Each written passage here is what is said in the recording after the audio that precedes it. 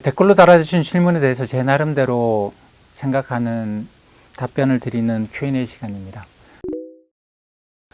첫 번째 질문은 한세 땡땡님께서 이런 질문을 하셨습니다. 지금 국내 많은 투자자들이 다들 고수분들, 그러니까 주식시장의 고수들, 많이 오랫동안 하신 분들이다 보니 그 고수들께서 본인들이 믿는 길을 마치 진리인 마냥 진리인 것처럼 초보자들에게 소개하는 경우가 많습니다.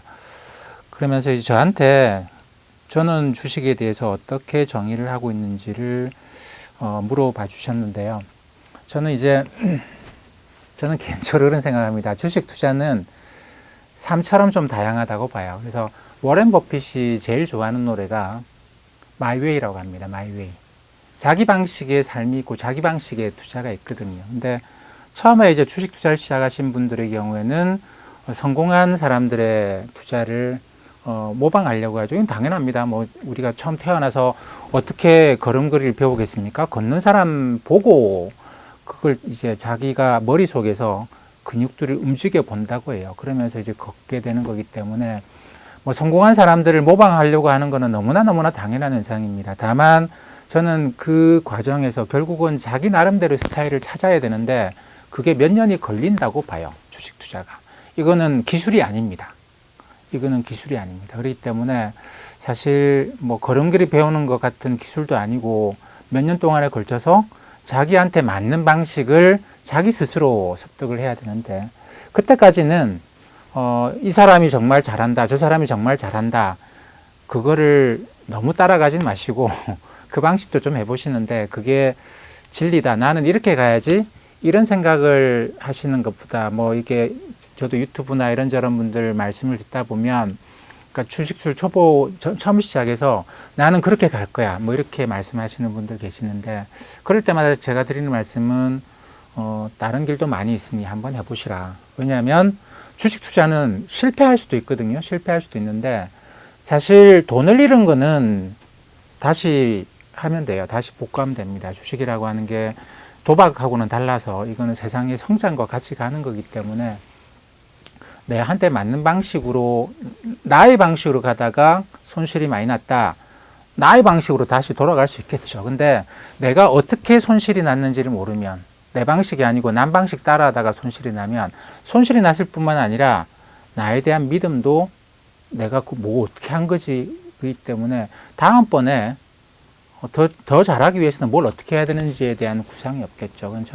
저는 주식도 이제 바둑처럼 복기를 둘 수 있어야지만 실력이 올라간다고 생각을 하는데 자기 나름대로 방식으로 이제 투자를 하고 결과를 검증해보고 이런 훈련을 몇 년간 반복적으로 하다 보면 자기 나름대로의 투자를 찾게 되고 뭐 실패한 투자에서도 배우게 되고 그렇게 되지 않겠는가 생각합니다. 그렇기 때문에 주식 투자를 이번 상승장에서 내가 뭐 부를 일궈야 되는데 이렇게 생각하시는 것보다 상승도 있고 하락도 있고 앞으로도 아마 계속 있을 거예요. 계속 있습니다. 주식시장이 그동안 한 200년 동안 계속 그래 왔듯이 앞으로도 아마 계속 상승도 있고 하락도 있고 왔다 갔다 할 건데 그 앞으로 이제 남은 이 많은 사이클에서 내가 좋은 기회를 얻기 위해서는 지금은 내가 배워가는 과정을 거치자.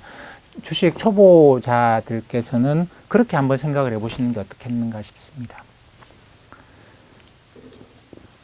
두 번째 질문은 줄리 땡땡님께서 이런 질문을 하셨습니다. 왜 선물은 뭐 코스피 100 선물 이런 게 있죠. 파생상품. 선물은 왜 항상 외국인이 이기고 기관이 질까요? 그런 게임일까요? 이런 말씀을 하셨는데 뭐 이게 이제 사실 외국인이 한 명은 아닙니다. 굉장히 좀 다양한 사람들이 존재하는데 이 외국인들이 추세적으로 비슷하게 움직여요. 비슷하게 움직입니다. 사실 외국인이 한국에 들어와서 투자를 할 때 한국 안에 이런저런 다양한 모습에 대해서 볼 수는 없습니다. 그냥 바깥에서 한국을 보는 것이죠. 우리가 미국이면 상당히 좀 많이 다양한 모습을 보게 됩니다만 뭐 중국만 하더라도 이제 뭐 우리한테 큰 나라 그리고 뭐 여행도 꽤 다녀보신 그런 나라들은 그 안에 다양한 모습에 대해서 생각을 하고 이런 사람도 있고 저런 사람도 있어 이렇게 생각을 하지만 사실 글로벌 주식 투자자들이 한국에 투자를 하면서 한국의 이런 모습 저런 모습에 대해 생각하지는 않겠죠. 다만 그냥 그러다 보니까 한국에 대해서 똑같이 사거나 팔거나 하는데, 이거는 한국에 대한 판단이라기보다는 지금 한국은 글로벌 이머징 시장에서 그냥 하나의 부분일 뿐입니다. 예전에는 이 글로벌 이머징 시장에서 한국이 제일 컸습니다. 지금은 중국에 그 자리를 내줬고, 뭐 또 다른 나라들이 치고 올라서 지금 한국은 글로벌 이머징 시장에서도 그렇게 비중이 큰 거는 아니에요. 그러다 보니까 이게 외국인 투자자들이 사실 한국을 놓고 사거나 파는 게 아니고 이머징 시장 전반에 대해서 사거나 파는데, 이게 이머징에 대해서 사거나 파는 결정을 내릴 때 글로벌 투자자들은 비슷한 요인을 갖고 사거나 팝니다. 그러니까 지금 같으면 글로벌 경제가 아직 좋아지지 않고 있다. 이게 좋아지려면 얼마나 오랜 시간이 걸릴지 모른다. 뭐 정부가 돈을 많이 풀고 하지만 그 정부가 돈을 많이 푸는 거는 신흥국의 통화 가치가 떨어질 수 있는 요인이기도 하거든요. 그러니까 신흥국에 대해서, 이머징 시장에 대해서는 굉장히 조심스럽게 바라보고 있다 보니까 매도가 늘어나죠. 이런 식으로 신흥국 전반에 대해서 매크로하게 몇 가지 요인을 갖고 사거나 파는 걸 하기 때문에 외국인들이 사거나 팔 때는 굉장히 다양한 외국인들이 존재함에 불구하고 한쪽 방향으로만 이렇게 움직이는 그런 패턴이 나타납니다. 근데 이러다 보니까 외국인들 입장에서는 거기다가 이제 선물 매매를 하게 되면 선물 매도를 하거나 선물 매수를 하거나도 비슷하게 나타나는데, 이럴 때 이제 어떤 문제가 있느냐면, 발생상품은 외국인들이 가령 선물 매도를 했다고 하죠. 선물을 막 매도해서 선물 가격이 내려갔어요. 그럼 현물 가격은 여기 선물 가격 같이 있다가 선물 가격만 막 떨어졌습니다. 그럼 이게 괴리가 발생했죠. 그러면 국내 기관 투자자들이 흔히 이제 금융 투자 이쪽에 주로 많이 하는데, 차익 거래를 해요. 외국인들이 파는 선물을 막 사면서 싼 선물을 사면서 비싼 현물 주식을 막 팝니다. 그러면 이렇게 맞춰주겠죠. 그러니까 외국인들은 결국은 선물을 팜으로써 이게 현물이 안 내려오면 이게 다시 올라가면서 외국인들이 손실을 봐야 되는데, 그럼 이런 행동 못 하겠죠. 근데 외국인들의 대규모 선물 매도가 결국은 현물 매도를 낳게 되는 것이죠. 그 가격을 이렇게 떨어뜨리게 돼요, 결국은. 또는 뭐 이렇게 있다가 외국인들이 대규모 선물 매수를 하면 괴리가 생기죠, 현물하고 선물 사이에. 그러면 국내 기관이 선물을 팔고 현물을 사는 차익 거래를 하게 됩니다. 이렇게 되죠. 그러니까 외국인들이 선물 매수한 게 결국은 또 성공하게 되는. 이러다 보니까 이 선물 게임에서는 항상 외국인이 이기고 기관이 진다고 볼 수는 없습니다. 이 선물만 놓고 보면 기관이 지는 것처럼 보이지만, 기관은 외국인들 선물 매도할 때, 야, 쟤네들이 왜 선물 매도하냐? 우리 사자.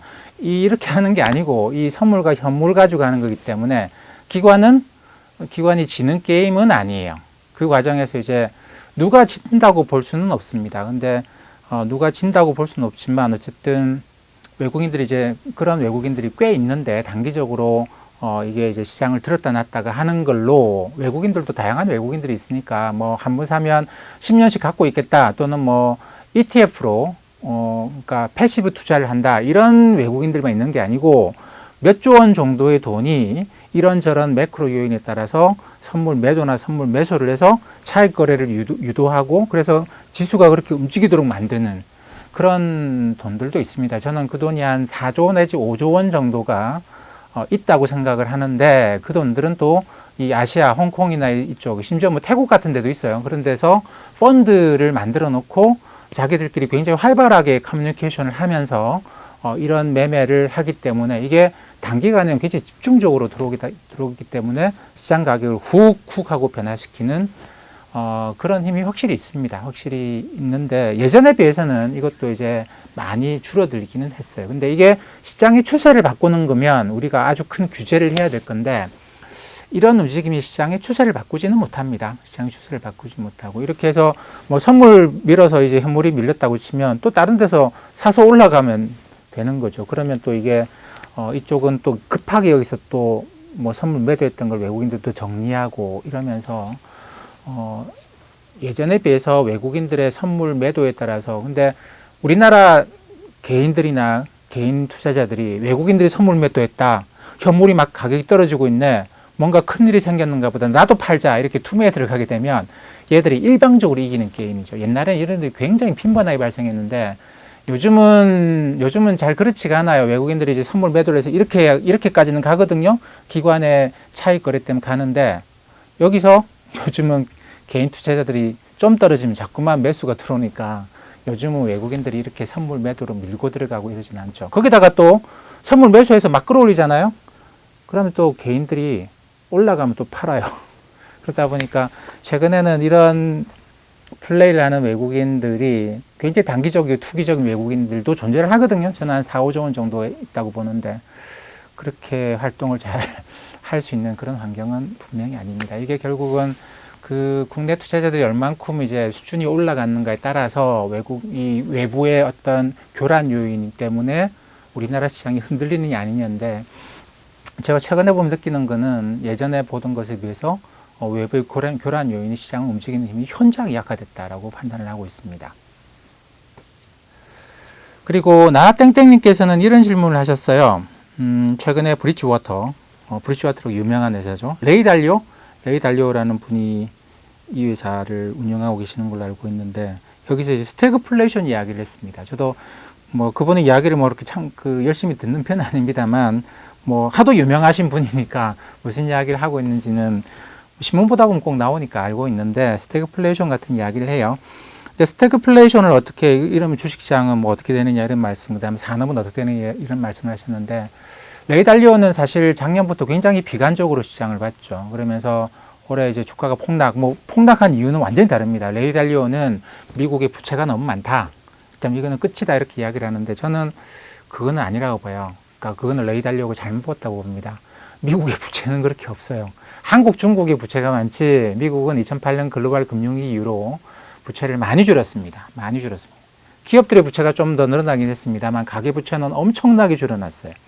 때문에 이제 뭐 그다음에 그 국가 부채, 정부 부채도 그 이전에 비해서는 늘어나긴 했습니다만 미국은 달러화를 갖고 있거든요. 그렇기 때문에 국가 부채를 지금처럼 GDP 100% 정도를 갖고 그렇게 심각하게 이야기할 일은 아니라고 봐요. 근데 이분은 이제 늘 그것 가지고 우리 이제 안 된다, 뭐 이런 망했다 이런 이야기를 계속 하시더라고요. 근데 이유는 다르지만 어쨌든 올해 주가가 폭락하면서 급부상을 했다가 책도 쓰셨던데 그러고 나서 이 주가가 다시 올라가면서 이제 요즘은 주목을 못 받고 있는 그런 건데 이 스태그플레이션이라는 건 뭐냐면 이거는 진짜 주식의 최악입니다. 최악. 인플레이션에다가 스태그네이션이라고 하는 경제는 성장을 못해요. 경제는 마이너스 성장하라고. 근데 물가는 올라갑니다. 아니 경제가 마이너스면 사람들이 뭐 물건을 많이 사서 수요가 늘어나서 물가 올라갈 리가 없죠. 비용 때문에 올라가는 거죠. 그러니까 기업이 뭐 이것저것을 이제 뭐 원자재를 구매를 해야 되는데 원자재 값이 폭등을 하는 거예요. 이 스태그플레이션 일반적으로 유가가 폭등하고 뭐 그러면서 구리, 철강 이런 것도 다 가격이 폭등해 버리면 거기다가 곡물 가격까지 폭등하면 비용이 올라가는 거죠. 그러면서 기업은 비용이 올라가니까 물건값을 올릴 수밖에 없고 잘 안 팔려요. 이게 비용이 올라가니까 사람들이 그 월급 받아가지고는 물건을 사기가 어렵고 그렇다고 이제 그러면 임금이 인상하면 괜찮아지느냐? 기업은 비용이 더 올라가죠. 그러니까 임금은 올라가고 물건값은 더 올라가고 이런 식으로 누구도 좋아지지 않는데 뭐 원유 팔거나 철광석 파는 나라들만 자원 민족주의를 통해서 이거 가격을 끌어오르면 걔들은 좋겠습니다만 나머지는 기업이든 소비자든 정부든 다 그냥 상황이 나빠지는 거죠. 임금을 아무리 올려도 물가가 아무리 올라가도 그런 상황이 벌어진다라는 겁니다. 그래서 이 스태그플레이션이 주식에서는 최악입니다. 기업은 비용은 낮추면 좋겠죠. 주식이라고 하는 결국은 기업이 이제 이익을 얼마나 만들어내냐 이 이익이니까 많이 팔릴수록 비싸게 팔수록 이익이 늘어나는 것이고 비용이 줄어들수록 이익이 늘어나는 건데 비용이 올라오는 거예요. 스태그플레이션이라고 하는 거. 인플레이션도 올라오고 스태그네이션 성장을 못합니다. 물건이 안 팔려요. 이 마진 스퀴즈가 발생하는 이윤이 쪼그라들기 때문에 주식에서는 최악의 상황이라고 봐야 됩니다. 그렇기 때문에 스태그플레이션 이야기한다. 주식 판 자체를 떠나라는 이야기입니다. 판 자체를 떠나는 이야기인데 저는 그렇게 생각하지 않아요. 저는 인플레이션을 이야기합니다만 경제를 어떻게든 끌어올리기 위해서 인플레이션을 유발하는 것이고 그 과정에서 이게 경제가 추락하는 일을 막기 위해서 이러는 거기 때문에 저는 인플레이션을 생각합니다만 스태그네이션을 생각하지는 않아요. 이거는 최악의 상황에 경기 침체 이번에 뭐 다음번에 언젠가 뭐 내년이 내후년에 경기 침체 들어가면 스태그플레이션이 되진 않겠는가 생각하는데 지금은 그걸 걱정할 시기는 아니라고 봅니다. 마지막 네 번째 질문은 마이땡땡님께서 하신 질문인데 한국형 양적 완화. 근데 제가 이제 뭐 다른 채널에서도 그런 이야기를 많이 했습니다. 이거는 양적 완화가 아니다. 이거는 여신이다. 근데 최근에 자산 가격, 우리나라 자산 가격 상승을 어떻게 봐야 되는 거냐. 이게 양적 완화 아니냐. 근데 이 이야기는 제가 여러 번 말씀을 드린 것 같은데 이 양적 완화라는 거는 돈을 뿌린 게 아니었어요. 그렇기 때문에 양적 완화냐 여신이냐의 핵심적인 차이는 뭐냐면 인플레이션입니다. 양적 완화는 버냉키가 헬리콥터 많이 돈 뿌리는 것처럼 이야기했습니다만 사실은 그냥 금리를 낮춰서 자산 가격을 끌어올린 거거든요. 이 때문에 돈이 풀리지를 않았어요. 정확하게는. 인플레이션이 안 왔어요. 자산 가격은 올라갔지만. 그러니까 지난 10년 동안 이 양적 완화 영향으로 해가지고 자산 가격은 많이 올라갔죠. 집값 많이 올라갔는데 물가 상승은 없어요. 우리가 오히려 더 디플레이션을 걱정을 했잖아요. 물가는 계속 낮아지고. 뭐 이런 거였는데 이번에는 제가 이거 양적 완화가 아니고 양적 완화도 물론 있습니다. 그 없다는 게 아니고 양적 완화가 아니고 핵심은 진짜로 돈을 뿌리는 거예요. 진짜로 돈을 뿌리는. 뭐 재난지원금을 주고 뭐 실업수당을 주고 2008년에 없었던 현상이거든요. 진짜로 돈을 뿌리는 헬리콥터만이 이렇게 돈이 많이 풀려 나오기 때문에 지금 이건 진짜 인플레이션 온다라고 저는 생각을 하는 것이죠. 2008년 이후에 인플레이션에 배팅했던 투자자들 안 좋았죠. 그 당시에 인플레이션 온다고 원자재 사자 막 난리가 났었는데 투자가 굉장히 결과가 안 좋았습니다. 오히려 유가나 철강석 가격 이런 거 엄청나게 하락을 했었죠. 지금 조금 올라가긴 했습니다만. 근데 이번에는 진짜로 돈이 풀리는 거예요. 그러다 보니까 이런 것들이 가격이 올라가게 되는 인플레이션이 발생한다라는 겁니다. 자산 가격 올라가는 거는 인플레이션이 발생하니까 자산 가격도 들쭉들쭉 하는 것이죠. 왜냐하면 물가 올라가는데 집값 떨어지겠냐라는 것이죠. 물가가 올라간다고 하는데 그럼 주가가 떨어지겠냐, 사람들이 채권으로 가겠냐라는 겁니다. 때문에 이게 양적 완화면 자산가격이 올라가고 그 다음에 이게 그게 아니고 진짜 돈 뿌리는 거 여신이면 자산가격이 안 올라가고 이게 아니고 이 구분의 핵심은 인플레이션이 오냐 안 오냐라는 인플레이션이 오냐 안 오냐. 그리고 이 구분에서는 그냥 금리를 확 낮춰놨기 때문에 그냥 자산 가격은 올라가요. 아무 행동을 하지 않아도. 근데 여기서는 이게 인플레이션이 오는 기대 때문에 집값이 들썩들썩하죠. 이걸 막기 위해서 대출을 못하게 하는 겁니다. 여기서는 대출도 하겠죠. 여기 대출을 못하게 하는 이런 차이가 있습니다. 그래서 이 여신이라는 게 뭐냐? 여신이라는 거는 줄여자죠. 줄여자의 신은 이게 이제 신용입니다. 신용을 준다. 그러니까 흔히 말하는 대출. 근데 대출뿐만 아니라 왜 제가 이제 대출이라고 여신이라고 하느냐면 여신 안에는 대출하고 그 다음에 이제 채권 매입이 같이 들어가는 것이죠. 은행이 여신을 제공한다라고 이야기하면 뭐 돈 빌려주는 거 또는 이 기업이 돈 빌리겠다고 발행해 놓은 채권을 사는 거 이걸 이제 다 합쳐서 그냥 여신이라고 말씀드린 건데 대출이나 채권이나 뭐 이렇게 생각해 보시면 크게 다른 이야기는 아닙니다. 돈을 진짜 뿌리느냐 아니면 그냥 금리만 낮춰 놓으니까 자산 가격들이 다 올라가느냐 이게 차이라는 의미입니다.